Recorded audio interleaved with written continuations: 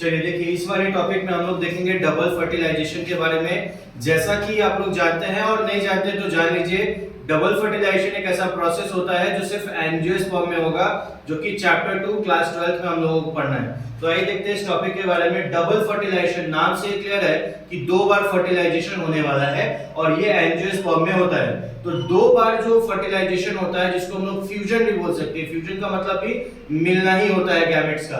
तो यहाँ पर दो बार फ्यूजन होगा, एक होगा सिंगैमी और दूसरा हो जाएगा ट्रिपल फ्यूजन। क्लियर है ये चीज? अब आप जानते हैं, इसके लिए थोड़ा सा डिटेल में डायग्राम के बारे में हम लोग देख लेते हैं कि बच्चे लोग को एक्चुअली समझ आए कि ऐसा क्या होता है कि डबल फर्टिलाइजेशन हो जाता है। क्योंकि अक्सर हम लोगों ने देखा, ह्यूमंस के बारे में पढ़ा, मैमल्स के बारे में पढ़ा, तो हम लोग देखते हैं कि केवल फर्टिलाइजेशन वहां पर देखने को मिलता है। ये नया चीज डबल फर्टिलाइजेशन देखने के लिए हम लोगों को गैमेट्स का स्टडी भी करना पड़ेगा। अब जैसे पॉलन ग्रेन का अगर डायग्राम आप देखेंगे तो पॉलन ग्रेन 3 सेल्ड स्टेज में होता है। मैच्योर हो जाने के बाद पॉलन ग्रेन जब स्टिग्मा के ऊपर गिरता है तो पॉलन पिस्टिल इंटरेक्शन होने से पहले वो 3 सेल्ड स्टेज में चला जाता है। अगर वो 3 सेल्ड स्टेज में चला गया है तो एक बड़ा वाला न्यूक्लियस जो है वो वेजिटेटिव सेल होता है और दो नीचे जो है वो जेनरेटिव सेल या जेनरेटिव न्यूक्लियाई भी होता है। तो इस केस में आपको पता ही होगा कि पॉलन ग्रेन को हम लोग मेल गैमेट नहीं बोलते हैं, मेल गैमेटोफाइट बोलते हैं। मेल गैमेटोफाइट का मतलब क्या होता है? जिसके अंदर मेल गैमेट हो।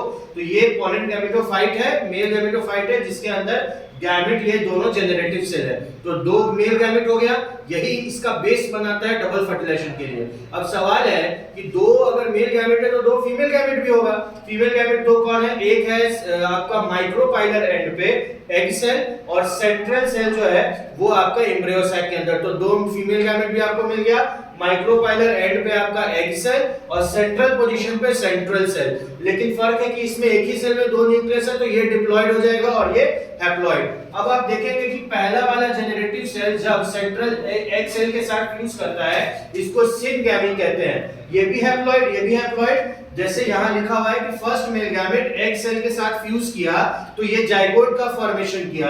फर्स्ट मेल गैमेट यानी जेनरेटिव सेल, एग सेल भी यहाँ एम्ब्रियो सैक का है और ये जाइगोट का फॉर्मेशन किया माइक्रोपाइलर एंड पे। इसके अपोजिट एंड को चैलिसल एंड कहा जाता है। उसके बाद तो ये पहला वाला फ्यूजन कंप्लीट यानी सिंगैमी कंप्लीट हो गया, एक फर्टिलाइजेशन कंप्लीट जिसका रिजल्ट डिप्लॉयड जाइगोट है। उसके बाद यहाँ पे ट्रिपल फ्यूजन हुआ। ट्रिपल फ्यूजन में जो दूसरा वाला जेनरेटिव सेल था वो दूसरे वाले फीमेल गैमेट यानी सेंट्रल सेल के साथ फ्यूज किया और वो फ्यूज करने के बाद एंडोस्पर्म का फॉर्मेशन किया जो कि ट्रिप्लॉयड है, यानी कि ट्रियन यानी सेकंड मेल गैमेट जो कि हैप्लॉयड है वो फ्यूज करता है सेंट्रल सेल के साथ जहां दो पोलर न्यूक्लियाई है और जो कि डिप्लॉयड है। क्लियर है चीज? जो एंडोस्पर्म का फॉर्मेशन किया सेंट्रल सेल जहां पर एम्ब्रियो सैक का पोजीशन है वहां पे। क्लियर है चीज? और ये ट्रिप्लॉयड एंडोस्पर्म का फॉर्मेशन कर दिया। तो this was all about double fertilization. इसमें हम लोगों ने देखा कि दो चीजें बनी, जाइगोट जो कि डिप्लॉयड, एंडोस्पर्म जो कि ट्रिप्लॉयड। ये प्रोसेस कहां हुआ? एम्ब्रियो सैक के अंदर हुआ।